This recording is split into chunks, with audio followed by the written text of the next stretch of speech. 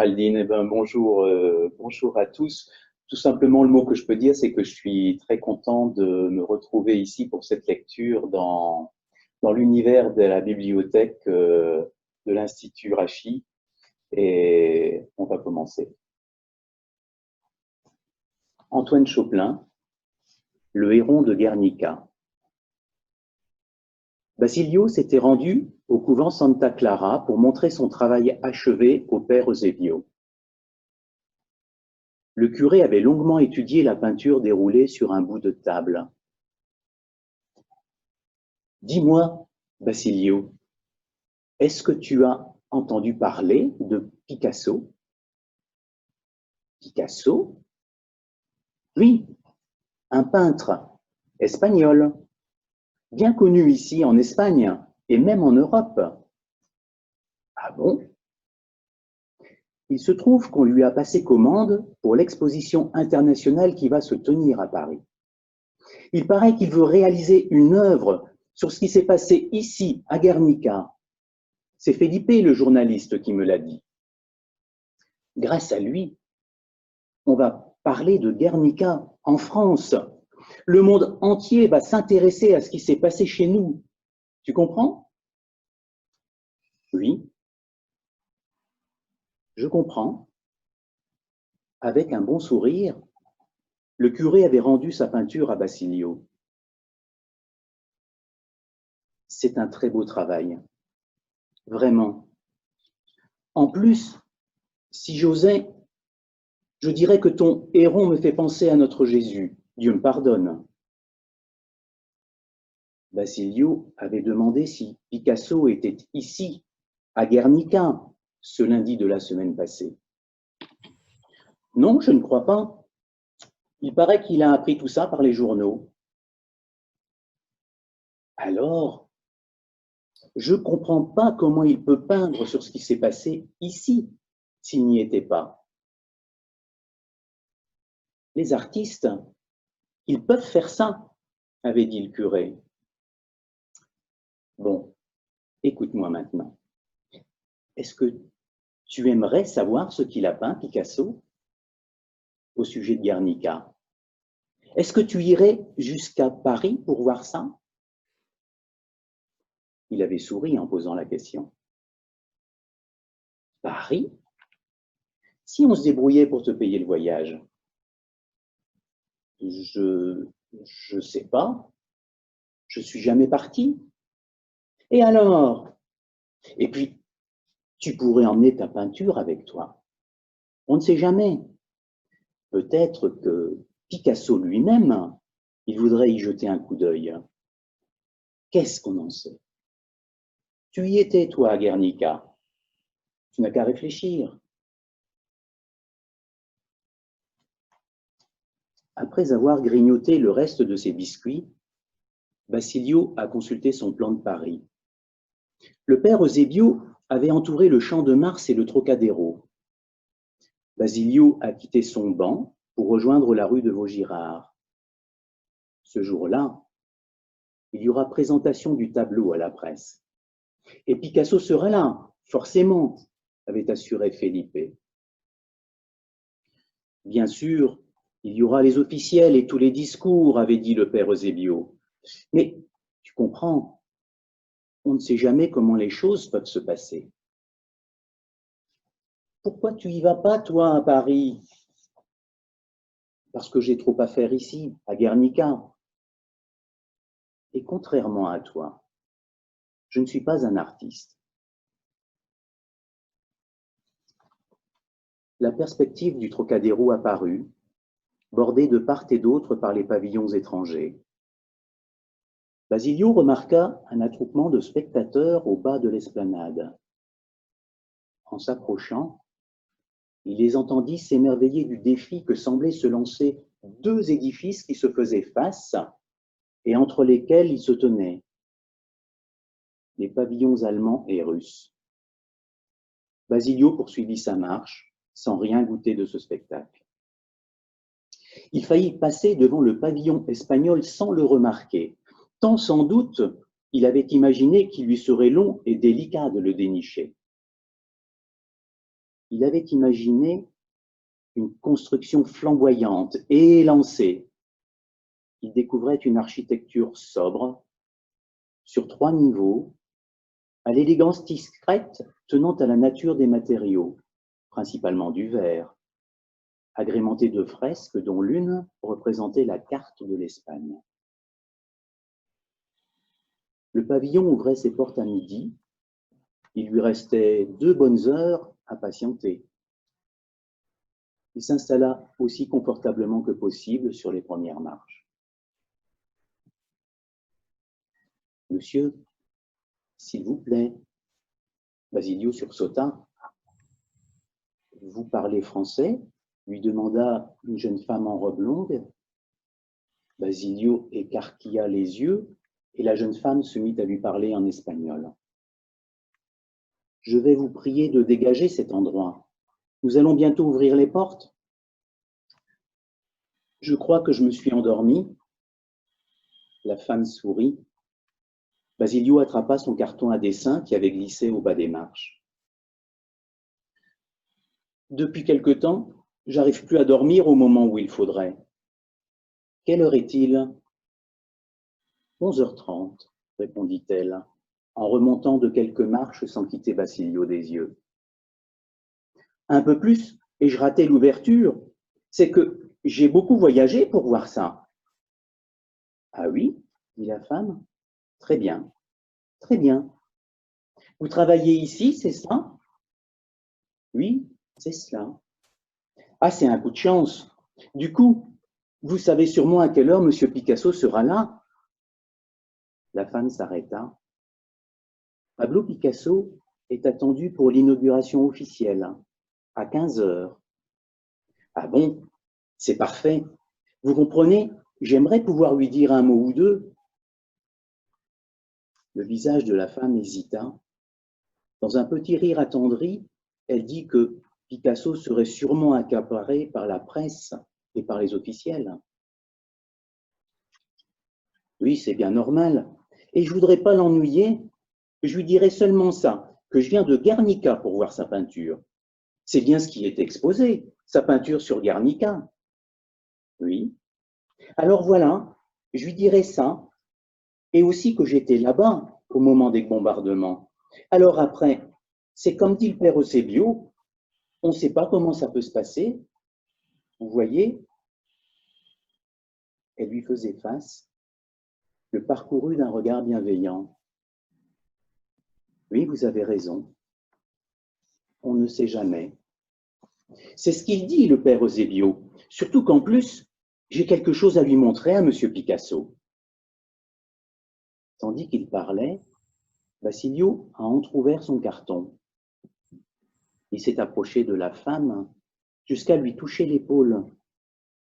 Les 2 têtes se sont penchées, l'une vers l'autre, et leurs regards ont plongé dans le carton. C'est vous qui l'avez peint ? Elle le fixa un instant. À nouveau, elle regarda la peinture. Et cet animal, qu'est-ce que c'est ? C'est un héron cendré. Après un temps de silence, Basilio a refermé lentement le carton à dessin. Pardonnez-moi, mais je préfère ne pas regarder ça trop longtemps. Des fois, ça me colle la sueur aux tempes, ça m'empêche de bien respirer. La femme a fait un léger signe de tête. Elle lui a serré le bras et s'est excusée. Faut vraiment que j'y aille maintenant. Alors seulement, Basilio s'est rendu compte que le perron s'était peuplé de dizaines de visiteurs qui attendaient en bavardant l'ouverture des portes. À midi pile, la petite foule a commencé à s'engouffrer dans le hall du pavillon espagnol. Basilio a progressé comme il a pu avec sa valise et son carton à dessin dans la file qui menait à la femme à la robe longue. « Cette fois, vous voilà bien réveillé, dit-elle en souriant. Basilio ne sut pas quoi dire en retour. Elle lui tendit un ticket. Si vous permettez, je suis heureuse de vous remettre une invitation pour la journée. Le tableau de Picasso se trouve au premier étage.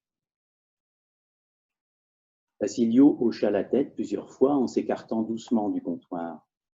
Puis, sans même un regard sur les installations du rez-de-chaussée, il emprunta les escaliers et se dirigea, trottinant presque, vers la salle réservée à Guernica.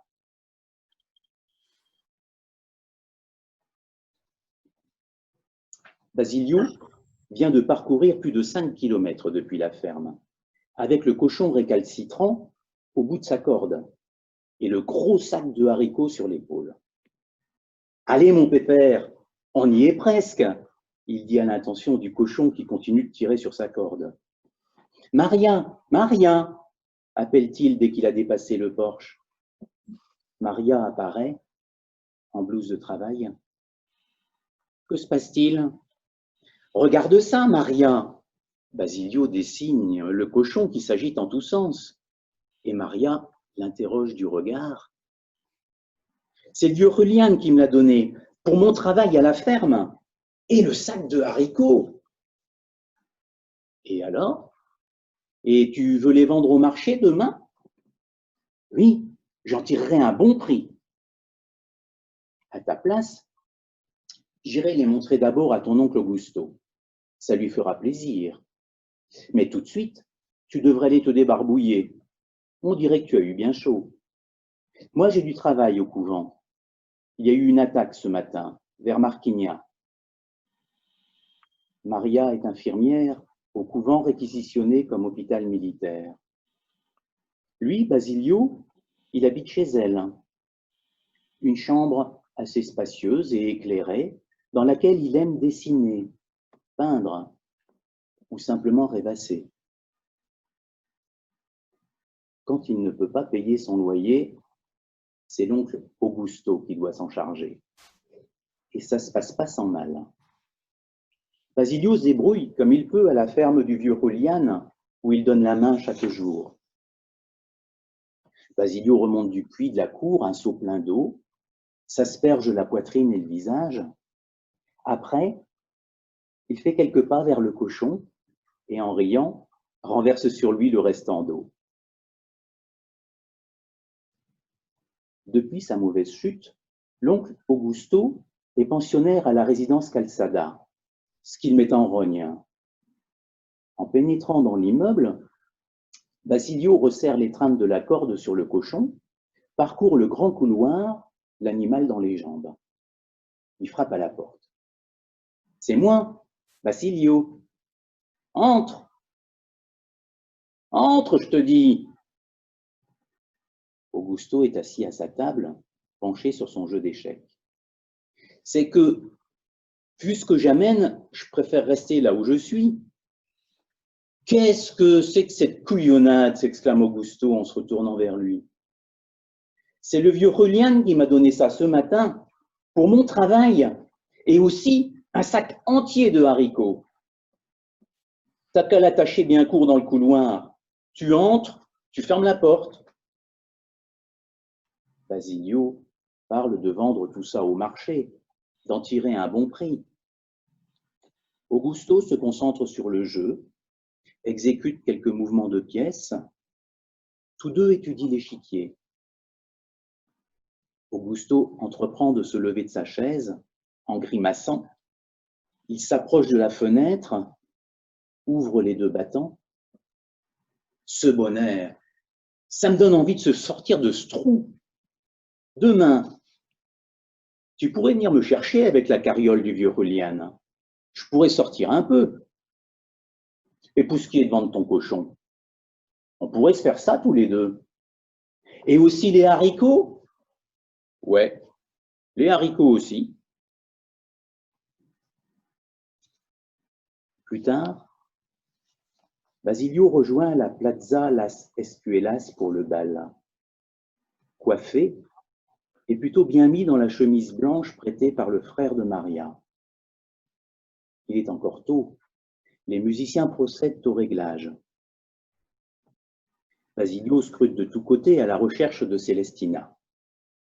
Le dimanche précédent, Elle avait quitté le bal de bonne heure, en compagnie de Javier Rodriguez. En partant, elle avait demandé à Basilio s'il reviendrait la semaine prochaine. Basilio avait répondu en bafouillant. Pour s'offrir une meilleure vue, Basilio s'est perché sur un petit muret. Juste derrière lui, une trentaine de soldats, uniformes salis, visages sombres, font halte. S'assoient comme ils peuvent. On va attendre le lieutenant ici, fait le chef. Le lieutenant arrive à son tour. Basilio le reconnaît.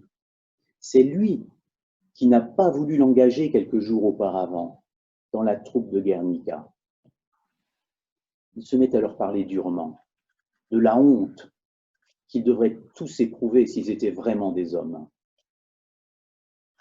Basilio pense à ce que dit Augusto de l'armée républicaine. Des bons à rien, des bras cassés. Pour cette nuit, dit encore le lieutenant, nous allons trouver quelqu'un pour vous emmener bivouaquer derrière le cimetière. Il appelle vers Basilio. Il me semble que nous nous connaissons. Le peintre de Héron. Oui, dit Basilio. Tu vas les conduire là-bas. Après, tu pourras revenir danser. Les soldats marchent derrière lui. Basilio désigne le mur qui s'élève devant eux. On y est presque. Pas trop tôt, dit l'un d'eux. Le chef se met à compter ses gars. Il en manque deux. C'est Pastor, dit un soldat. Son pansement ne veut pas tenir, ça lui fait mal. Barreño est resté avec lui. Je vais voir un peu, dit Basilio. Il aperçoit les deux soldats. L'un des deux a passé le bras gauche sur les épaules de l'autre. Basilio remarque son pantalon maculé de sang vers le genou. Peut-être je pourrais prendre votre barda, propose Basilio. C'est sûr. Ah, ça serait déjà ça, fait le soldat. Ils se remettent en route. À chaque appui, le soldat blessé laisse échapper un gémissement. Après une nouvelle pause, Basilio suggère au second soldat. Après tout, on pourrait aussi bien le porter à deux. Le soldat blessé passe son bras droit sur son épaule. Ils repartent tous trois, d'une drôle de démarche solidaire, d'abord maladroite, et puis mieux coordonnée. Près du cimetière, les soldats ont fait du feu, préparent du café. Le blessé s'assoit dans l'herbe. « Tu me rendras mon barda ?»« Ah oui, bien sûr. » En glissant, une boucle métallique accroche la chemise de Basilio. On entend le craquement du tissu. En plus, la chemise porte les traces de sang laissées par la main du soldat blessé. « T'auras plus qu'à changer de chemise avant de retrouver ta chérie. » Basilio plisse le front. « Allez, joli cœur, bois un café. » Le chef commande à un infirmier de s'occuper du blessé et se retourne vers Basilio. « Alors, qu'est-ce que t'en dis du jus de l'armée républicaine ?» Basilio regarde le fond du quart. « J'en dis qu'il n'est pas très bon, mais ça ne m'empêche pas d'emmerder les nationalistes. » Basilio est revenu vers la ville au pas de course. Sa tenue n'est pas très présentable, mais il se sent happé par la musique, par la clameur joyeuse. Il y a moins de monde que les autres dimanches et certains bancs du pourtour demeurent inoccupés. Il fait plusieurs fois le tour de sa place. Une main se pose sur son épaule. « T'as passé des barbelés pour venir ?» Ramiro, un petit cousin de Célestina qui s'intéresse surtout au foot. Il se serre la main. « On a encore gagné aujourd'hui. T'aurais dû voir ça. J'ai marqué 2 buts. J'irai te voir dimanche prochain, c'est promis. » Je ne sais pas si je serai encore à Guernica dimanche prochain. À cause des morts, mon père pense qu'ils vont bientôt débouler ici. Il dit qu'ils se battent à côté des nationalistes, mais qu'en plus, ils font des trucs horribles. Alors il veut nous envoyer à Bilbao, avec ma mère, et puis mes sœurs. Ramiro fait une sorte de moue, et comme Basilio reste silencieux, il s'éloigne en faisant quelques bonds au rythme de la musique. À son tour, Basilio se remet en marche, se rapproche du grand tilleul, un peu à l'écart, prend son élan et attrape une grosse branche horizontale. Grimpe encore, s'assied avec précaution, dos calé contre le tronc. Il aime cet endroit, avec une bonne vue sur toute la place, à l'abri dans l'épaisseur de la ramure, à l'écart et au beau milieu des gens. L'homme qui vient de s'asseoir, là, sur un banc libre, c'est Fernando Bolin, l'encadreur de tableau, impeccable dans son costume clair, les deux mains sur le pommeau de sa canne. Aki s'approche de lui, il ne tarde jamais à parler de cette femme, avec qui il a dansé toute la nuit, un soir de 1909, ici même, et qui lui a juré de revenir un jour. Basilio n'a jamais osé montrer ses peintures à Fernando Bolin. Il se dit que, peut-être, un de ces jours, Célestina sort d'une ruelle, Basilio l'aperçoit, elle va passer à proximité, il attend qu'elle soit presque en dessous pour sauter au sol. Elle sursaute en portant la main à sa poitrine et elle rit. « Hé, tu m'as fait peur! Je te demande pardon, c'était juste pour rigoler. Mais regarde, t'as déchiré ta chemise, tu saignes, fais voir. » « Non, pas du tout. Ça s'est passé en accompagnant les soldats au cimetière. J'en ai aidé un qui était blessé. » « Viens, dit-elle, on va marcher un peu. Tu sais, au sujet de Javier Rodriguez, c'est pas ce que tu crois. » « Je crois rien, fait Basilio. »« Tu sais, Basilio, ce qui s'est passé au pont l'autre fois, j'en suis malheureuse. J'ai eu honte de moi surtout. J'ai pas été fichu de dire quelque chose, même pas essayé de les faire taire. C'était pas si grave. J'aurais dû essayer.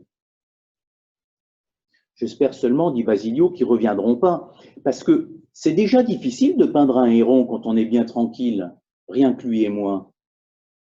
T'en as peint beaucoup, des hérons? Plus de 100. Quand même, il doit falloir une sacrée patience. Il faut surtout avoir envie de regarder le héron, tout ce qui l'entoure aussi, tout ce qu'il y a dans l'air qu'on respire. C'est surtout cette envie-là qu'il faut. Tu voudrais me les montrer? Je sais pas, peut-être, dans les derniers que j'ai faits. On peut encore faire le tour de la place si tu es d'accord. Ils repartent doucement. T'es toujours là-bas, à l'usine de confiserie? Oui, pour l'instant. Mais je voudrais voir pour travailler avec ma tante, à la mercerie de la Calle Dontello. Il marche en silence un moment. Ta chemise, si tu veux, je pourrais essayer de la raccommoder. Tu me la porteras à l'usine, je ferai de mon mieux. La place s'est vidée. Célestina dit que maintenant, elle va rentrer. Je pourrais essayer de peindre un héron pour toi. T'aimerais bien avoir un héron? Oui. Enfin, un héron, façon de parler. Ils pouffent de rire tous les deux. Elle, le regard fixé sur son visage à lui, Basilio, les yeux baissés. Peut-être que je commencerai demain matin. Leurs regards se croisent un instant. Elle l'encourage d'un hochement de tête. Bon alors, Bonne nuit, Basilio. Basilio la suit des yeux aussi longtemps que possible, sans penser à la raccompagner.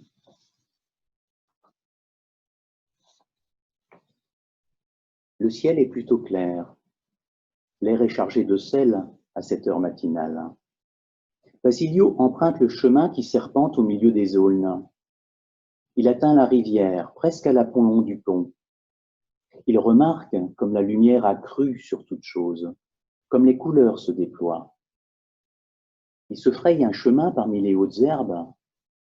Après une centaine de mètres, les eaux stagnantes du marais se dissimulent sous le couvert des végétaux. Les pas qui suivent rendent un curieux bruit de succion.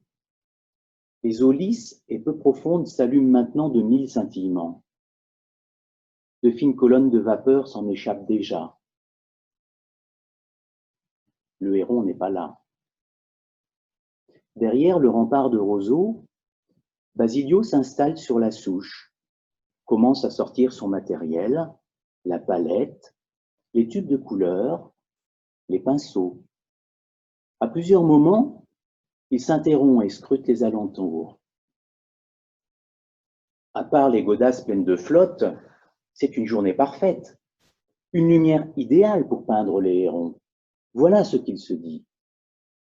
Enfin, pour autant que le héron se décide à apparaître. Une demi-heure plus tard, le soleil surgit au-dessus des petits arbres. En un instant, Basilio a le pressentiment de sa présence. Depuis le temps, il sait ce que la venue du héron peut avoir de subreptice, de clandestin. C'est un affût qu'il aime pour ça aussi, pour cette attention qu'il réclame. Parmi l'entrelac des pieds de roseaux, il y a cet oblique en mouvement lent. La lenteur de sa progression est stupéfiante.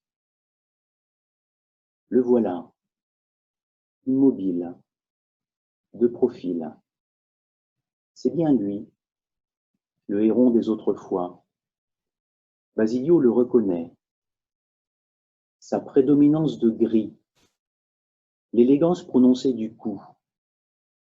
Le sourcil fourni, noir, se dresse comme une oreille tendue. L'œil brille, aux aguets. Basilio brûle de commencer à esquisser quelques traits sur la vaste feuille fixée au carton sur ses cuisses. Ce serait oublier le temps des apprivoisements. D'abord, avoir la certitude d'avoir été repéré. Lui laisser le temps d'évaluer tranquillement la menace. Puis, minute après minute, de se rassurer sur elle. Là seulement, il pourra commencer avec des gestes mesurés. Basilio lentement a redressé le torse, puis la nuque, comme pour emprunter au héron quelque chose de son allure hiératique. Comme chaque fois, il s'émerveille de la dignité de sa posture. C'est le mot qui lui vient. C'est d'abord ça qu'il voudrait rendre par la peinture. Cette sorte de dignité qui tient aussi du vulnérable, du frêle, de la possibilité du chancelant. Le héron fait maintenant face à Basilio, vibrant d'une attention parfaite. Le regard du héron. Ça aussi, Basilio voudrait en témoigner, rendre quelque chose de cette inquisition pure. Le héron enfouit le bec dans son épais plumage avec d'énergiques mouvements de tête, reprend sa position initiale, debout, de profil, l'œil brillant. Cette fois, ça y est, jeune homme, pense Basilio. Cette fois, on y est. Il hasarde sur le papier quelques premiers traits. Tu comprends? Il songe. On va faire ça bien, aussi bien que possible. Et puis tu te rends compte, avec cette lumière autour de toi, hein? Tu te rends compte? C'était un dimanche d'automne, il y a plusieurs années. Son oncle Augusto l'avait emmené visiter le parc animalier à Bilbao. Devant l'espace réservé aux échassiers, il avait marqué le pas devant un héron blanc, immobile derrière le grillage. Basilio s'était assis en tailleur et s'était mis à dessiner avec application dans le carnet qu'il emmenait toujours avec lui. Après une vingtaine de minutes, il avait mis un dernier coup de crayon. « Ouais, c'est pas mal, » avait dit Augusto. « Mais on dirait qu'il est empaillé, ton gros piaf. » Au fond de lui-même, il avait fini par en convenir. Ce héron-là, sur le papier, n'avait vraiment rien de vivant. Longtemps après, il s'était rendu au bord de la rivière pour observer les hérons cendrés. D'abord, la question de cette immobilité. C'est curieux comme de cette pose qu'aime prendre le héron et qu'il sait rendre parfaitement inerte, émane pourtant une sorte de palpitation, un frémissement invisible, un battement profond dans ce corps figé. Basilio se dit que la peinture ne saura jamais rendre compte de ça. Il s'y essaye pourtant, sans relâche. Il s'invente quelques stratagèmes, en constate les limites. Tous ont en commun de l'amener à tricher un peu. Dans les meilleurs jours, il a parfois l'impression de peindre à l'unisson de cette vibration secrète, celle qui fait du héron immobile un être en train de vivre. Et puis aussi, la profondeur de ce regard. Ces deux gouffres plantés de part et d'autre de la tête et par lesquels Basilio a l'impression de s'exposer à une chute vertigineuse. Basilio se dit qu'il conviendrait de ne s'intéresser peut-être qu'à l'abîme de son regard, plonger un peu là-dedans, et seulement ça, seulement. On pourrait au passage abandonner le héron lui-même, la flèche de son bec, et aussi tout ce qui façonne son environnement, les aulnes, les reflets dans l'eau du marais. Dans cette exploration réduite aux entrailles du modèle, on se dirait que la réalité profonde du héron peut être détachée de celle des paysages qui l'entourent. À la vérité, Basilio en douterait plutôt. Et aujourd'hui, il sent se glisser entre lui et le héron une autre présence, celle de Célestina à qui il a promis d'offrir sa peinture. On va vraiment faire ça du mieux qu'on peut, hein, mon pépère? Allez, tiens-toi bien comme il faut. Seulement ausculter ce héron du regard, avec une application parfaite, en cueillir quelques traits cachés et surtout une petite lueur de vie. Et c'est tout. Basilio commence à peindre. Après un long moment, il se lève, s'éloigne de quelques pas. Son regard fait l'aller-retour entre son esquisse et le héron.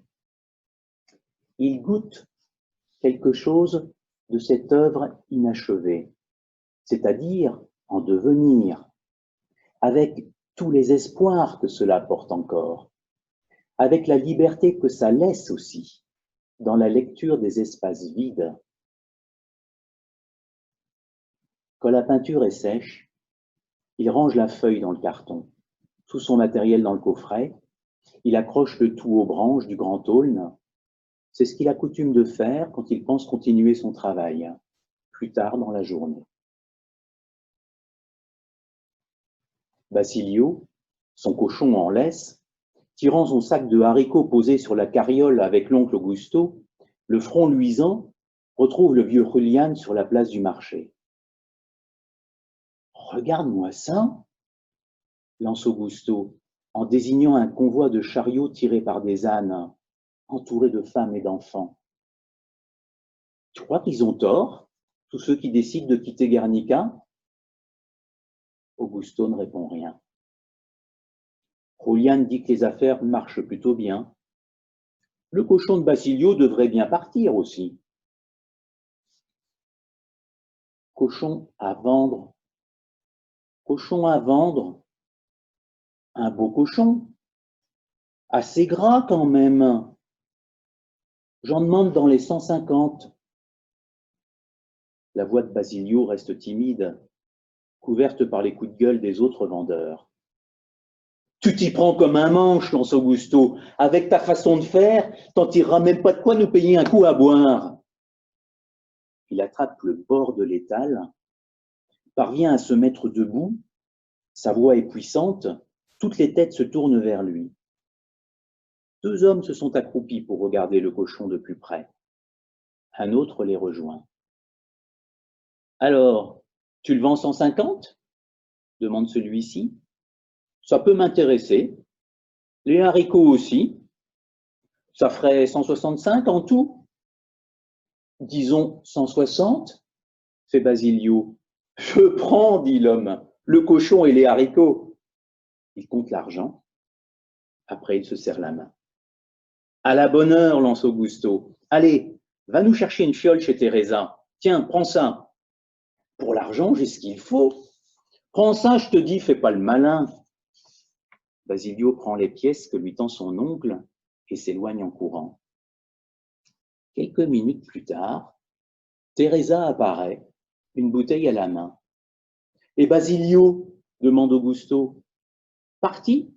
Il m'a chargé de vous dire qu'il avait un travail à finir près du pont. » « Ah, tu parles d'un artiste, » maugréait Augusto, en attrapant son verre. Le héron est toujours là. Il s'est déplacé de quelques mètres, renonçant à la lumière crue. Basilio a réinstallé son matériel en y mettant le temps qu'il faut pour se laisser reprendre par la peinture. Il se dit que, peut-être ce soir, il en aura fini avec lui et pourra aller trouver Célestina pour le lui offrir. Il faudra lui répéter combien le héron peint est différent du héron qu'on l'envoie, et encore plus du héron tout court, tel qu'en lui-même. Il dira aussi qu'il regrette un peu cette idée de lui donner une peinture, que le moindre caillou aurait sûrement plus de valeur. Il voudra qu'elle comprenne que lui offrir un caillou, ce serait l'inviter à porter un regard sur un objet véritable. Il lui dira que sa seule raison à lui de lui donner ça, c'est sa conviction que lui, Basilio, ne sait rien faire de mieux. Il repose sa palette, lève les yeux vers le ciel. D'abord, juste un faible ronronnement au lointain. Il voit le héron disparaître dans les roseaux. Lentement, le bruit s'intensifie, gagne dans les graves. L'avion vole à très basse altitude. En un instant, il est au-dessus du marais. Basilio remarque le frémissement des eaux du marais, se couvre les oreilles de ses deux mains, résiste à l'envie de se plaquer au sol. L'avion prend soudain de l'altitude, à pleine puissance, retrouve une position stable, s'éloigne. Dans le ciel clair, il reste un panache noirâtre en forme de virgule. Drôle de coup de pinceau, se dit Basilio. Comme le héron n'est pas réapparu, il va en profiter pour se consacrer au décor. Après un long moment, il se lève, s'adosse à un tronc, les yeux fermés. Il goûte la polyphonie joyeuse des chants d'oiseaux. Les sons du marais s'effacent dans les cris des mouettes. Puis, les cloches de Santa Maria, le ronronnement crescendo de moteurs d'avion. Vers le cœur de la ville, un mur de poussière sort soudain de terre. Une seconde plus tard, le souffle le plaque au sol. Basilio a les yeux écarquillés. 3 explosions aussi puissantes que la première se succèdent en moins de 10 secondes. Après, c'est un calme curieux qui se réinstalle. Les cloches de Santa Maria ont cessé de battre. Et un nouveau battement rapide des cloches. Il entend grossir le vrombissement des moteurs d'avion, des bruits de tonnerre sur la ville. Basilio commence à courir vers le pont. 3 Henkel allemands bombardent presque sans relâche, n'offrant pour trêve minuscule que le temps qu'ils mettent à virer pour revenir de plus belle. Au passage des avions, Basilio se recroqueville au sol, paume rabattue sur les oreilles, puis haletant, reprend sa progression. Son regard reste tendu vers le nuage opaque. À 300 mètres de là, des flammes percent le rideau sombre des fumées. Il y a le cheval, à demi calciné de la croupe à l'encolure, encore secoué de soubresauts. Il a cessé de tirer sur sa chaîne. Il gît sur l'échine. Basilio s'engouffre, rejoint la place du marché. « Reste pas là, crie un homme, va au refuge, dépêche-toi. Ils sont passés où, ceux qui étaient là? Sont partis se mettre à l'abri, qu'est-ce que tu crois ?» Au loin, le nez grossissant d'une escadrille de Messerschmitt. Basilio court maintenant le long de la Calle Salazar. Sur la place de la gare, là-bas, doivent être 6 ou 7 qui hésitent à traverser, se décident. On entend le cri de l'un d'eux de presser le pas. Basilio ne distingue pas le point d'impact. Le bruit emprunte à la brisure, au déchirement bref, au tranchant métallique. Lorsqu'il reprend ses esprits, les corps morcelés, arrachés de terre et envolés en gerbes, en ont fini avec les arabesques. Basilio remarque la fumée dense qui s'échappe par les interstices des portes des entrepôts ferroviaires. Il peut entendre aussi les coups violents qui semblent sortir de là. D'un coup, la porte cède et 3 masses sombres et enragées, 3 taurillons s'arrachent et se mettent à courir en tous sens sur la place. Ils avancent la gueule ouverte, agités de soubresauts, rongés par le feu. L'un d'eux disparaît dans les flammes qui s'élèvent de toutes parts contre ses flancs. Sa course ne s'interrompt que lorsqu'elle rencontre un obstacle. Après le choc, un simple étourdissement, dirait-on, le taurillon repart. Tous 3 sillonnent l'espace avec énergie. À l'arrière, les entrepôts se craquellent. Des morceaux de toit volent vers le ciel infiniment léger. La course du taureau tout entier dévoré s'interrompt au centre de la place. Il s'écroule brutalement. Par une assez longue ligne droite, les cavalcades des 2 autres conduisent droit dans la fournaise où ils s'engouffrent par l'ouverture dont ils s'étaient échappés quelques instants plus tôt. Sans réfléchir, Basilio se met à courir en direction de l'église San Juan. « Ah, Basilio, tu es là! Viens avec moi, dit le curé. » Dans la sacristie, il désigne à Basilio un appareil photographique. Le père Eusebio pratique quelques réglages. Ses mains tremblent un peu. « Qu'est-ce que je dois faire ?»« Prendre des photos, Basilio, pour témoigner auprès du monde entier. C'est ça que tu vas faire. Mais il y a tous ceux qui sont là, le voient, de leurs propres yeux. Ça suffit pas. Il faut des documents, sinon on ne nous croira jamais. Suis-moi. Tu vas t'installer là, dans la conduite. Tu y seras protégé et tu verras, c'est de là que viennent les avions. Surtout, attends le plus possible avant de déclencher, histoire qu'on puisse leur compter les plumes à ces oiseaux de misère. Et toi, après, pour l'instant, il y a tous ces pauvres bougres. Basilio, accroupi, à l'entrée du conduit, la tête recouverte par le drap noir, l'œil dans le viseur. Il semble à Basilio que de ce rectangle censé témoigner du monde réel, il ne voit que le contour, l'étanchéité du contour, pour dire les choses, et qui impose un renoncement absurde à l'étendue et à l'enchevêtrement des paysages alentours. Il lui apparaît que ce qu'ils sont en train de vivre ne peut s'accommoder de découpage sans risquer la supercherie.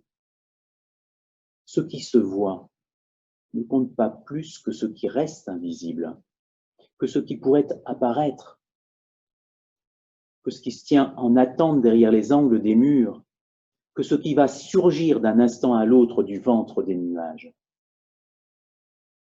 Cette vignette dérisoire n'est que le fugace point d'émergence d'un temps en train de s'écouler, portant l'espoir ou la crainte, et dont la photographie ne saura rien dire, ou si peu.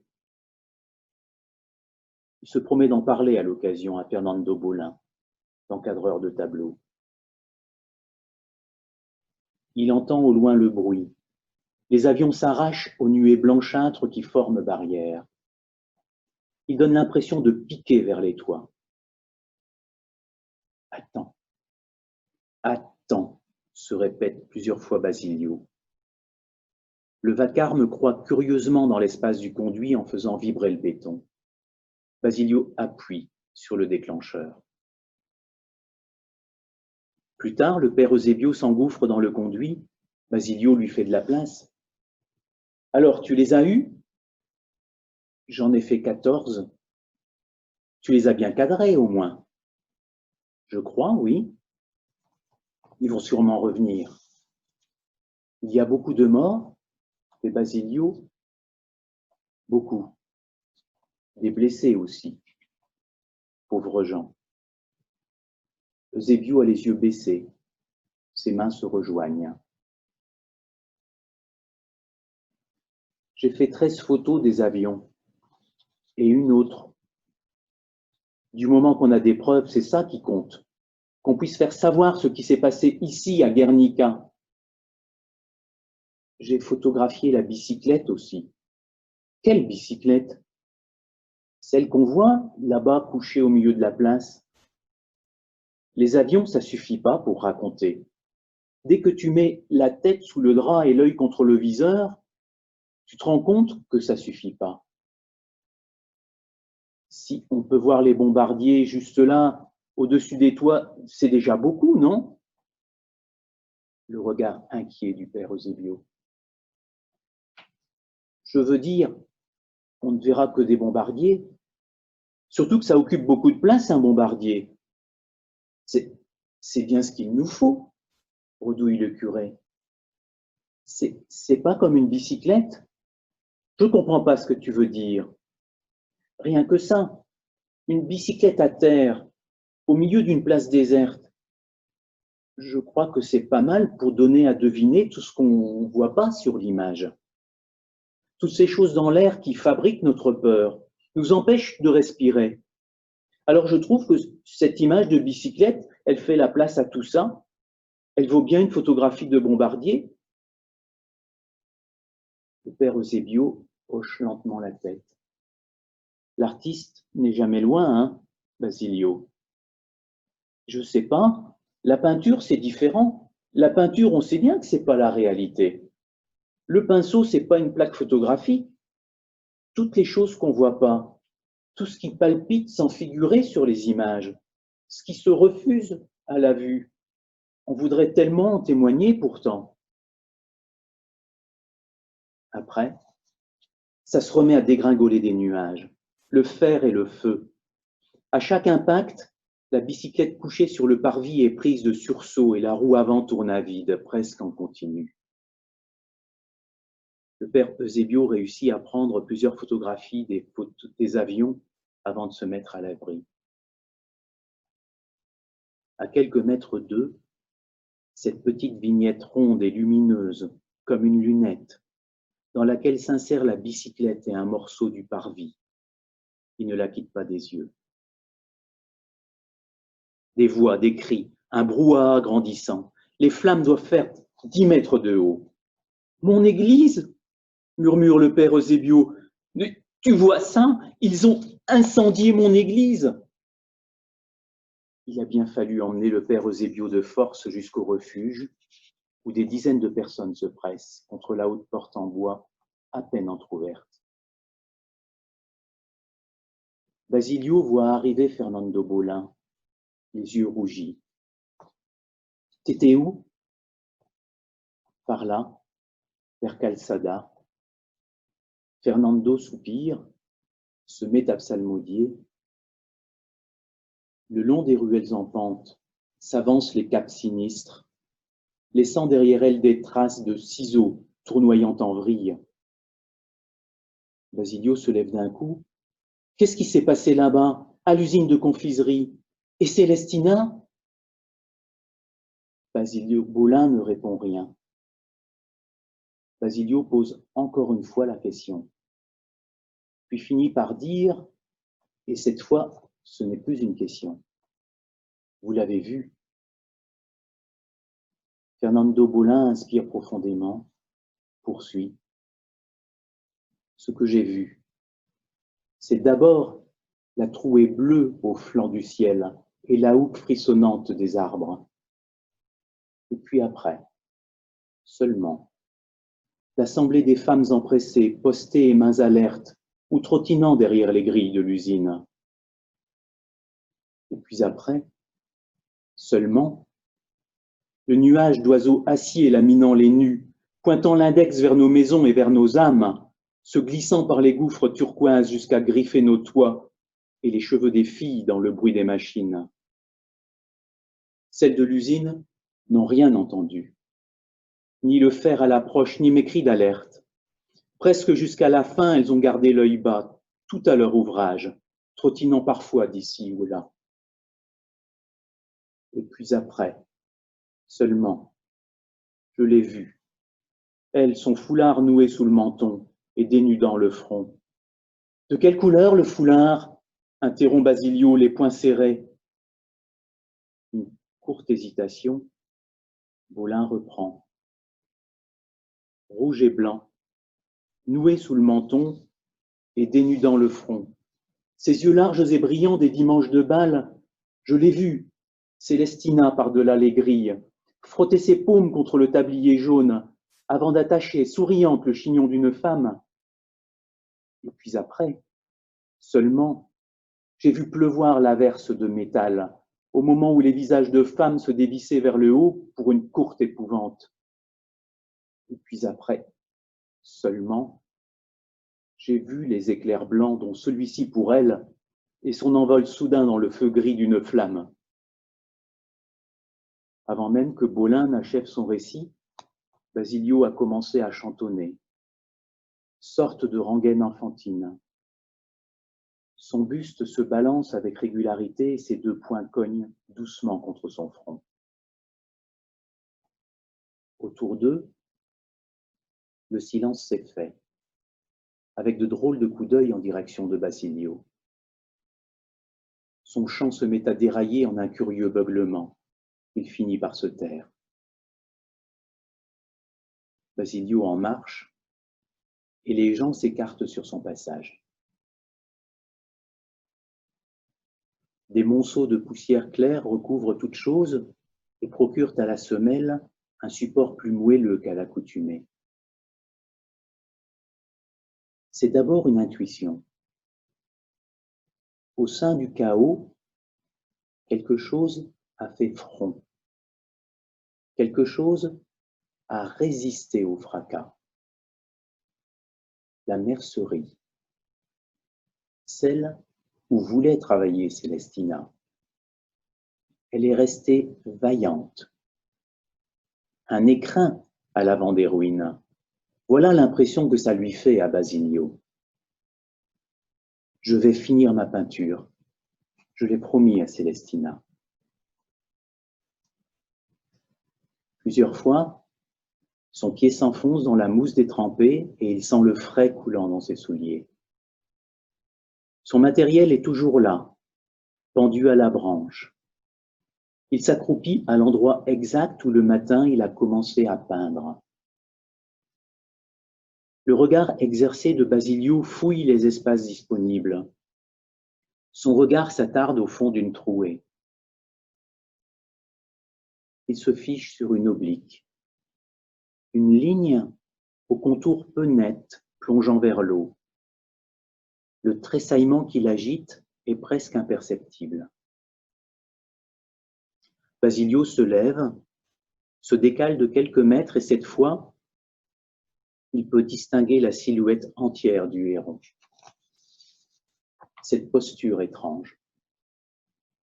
La tête parfaitement immobile, bien sûr, cet élancement parfait du corps, mais aussi vers le bas, ce drôle de penchant, cette dissymétrie inhabituelle à cause de l'aile à demi ouverte et s'inclinant jusqu'à l'eau.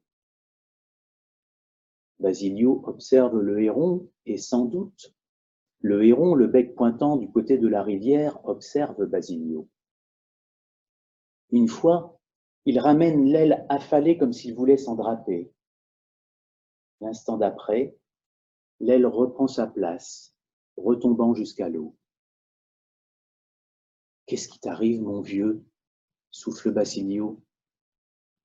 Il relève son pantalon, s'approche du bord. À une trentaine de mètres, le héron reste immobile. Basilio s'avance vers lui, avec douceur. Les tremblements légers du héron se multiplient. Il s'efforce de ramener son aile devant lui. Basilio arrête sa progression à 5 ou 6 mètres. L'oiseau semble s'apaiser. Son aile traîne, à nouveau inerte, à la surface des eaux du marais. Avec cette proximité nouvelle, Basilio éprouve la modification de son regard, comme si l'œil du peintre avait perdu de son acuité et de sa rigueur. Il a franchi le seuil de la toile, Basilio. Le voilà dans le tableau à son tour. Dans ces conditions, le héron a cessé de se donner en spectacle. Sa facture de chair est soudain évidente au sens de Basilio. Lui et Basilio partagent ce même endroit du monde. Alors seulement, Basilio remarque la blessure. Une béance incarnate à la jonction de l'aile et du corps. Un cisaillement tenu secret jusqu'à ces quelques battements, dénudant les limites de la plaie. À la surface de l'eau sombre, le sang écoulé dessine des arabesques.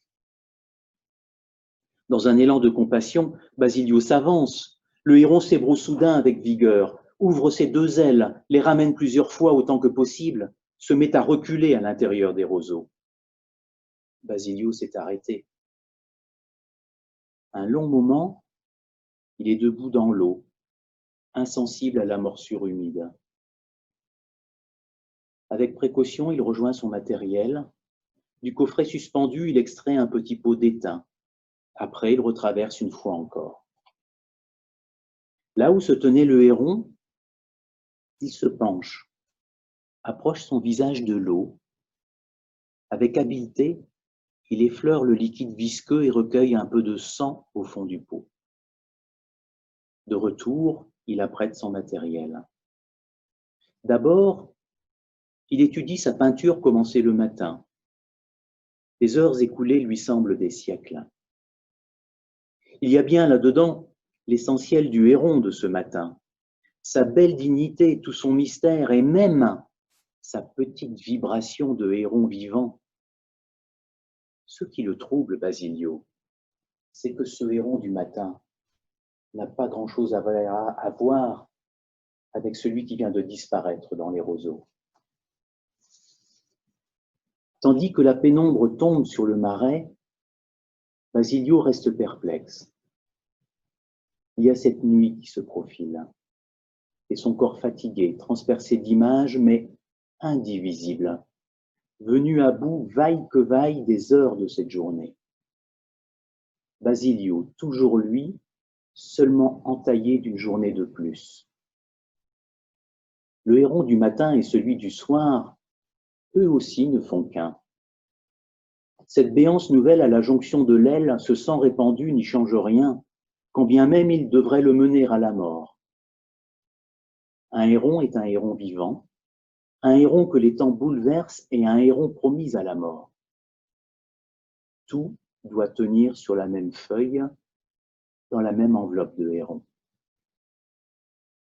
Basilio saisit son pinceau, le plus fin, et le trempe dans le gobelet d'étain.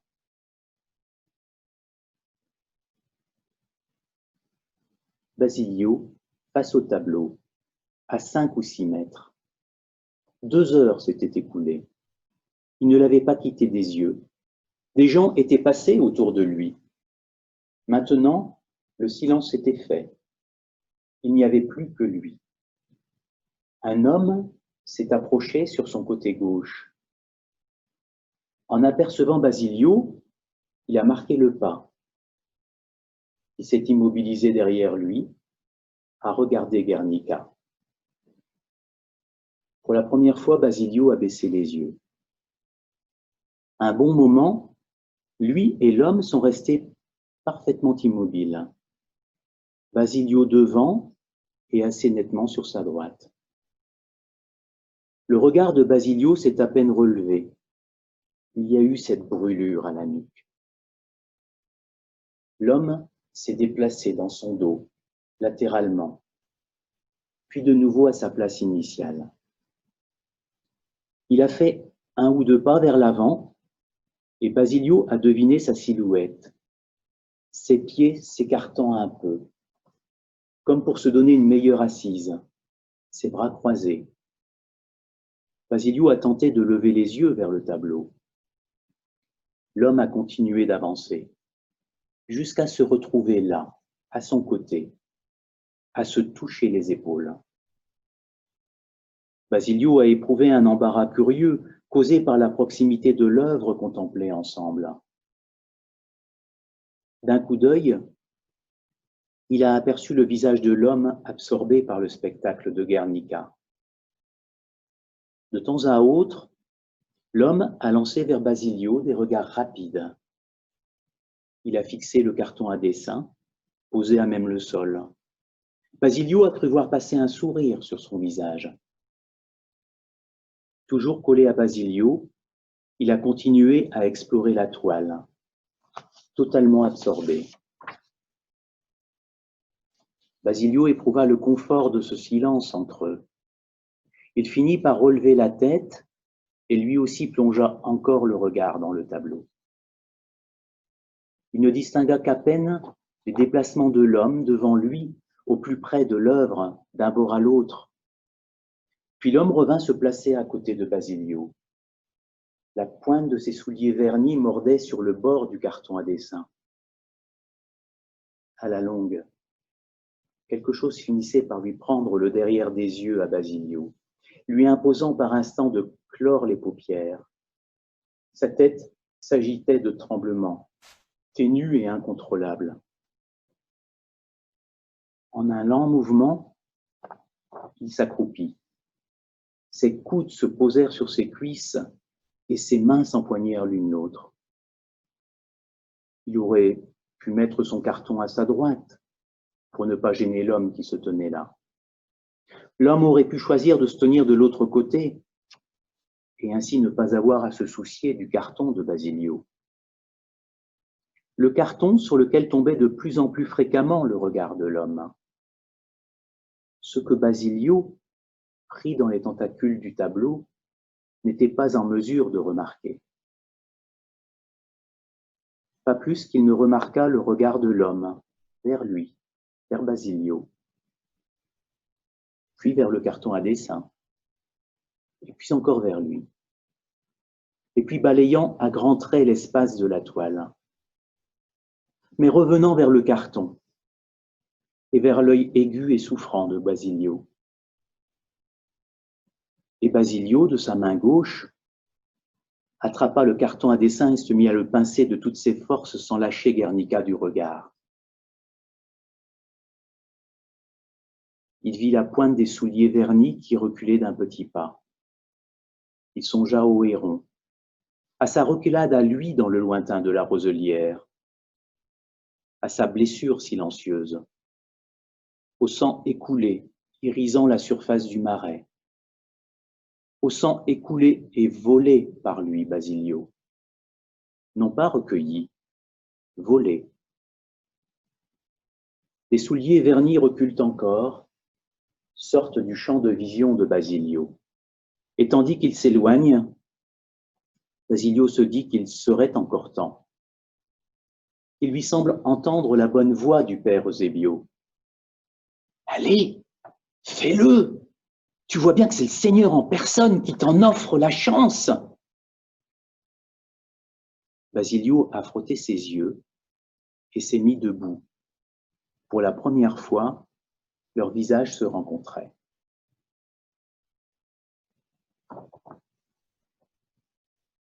Je vous remercie.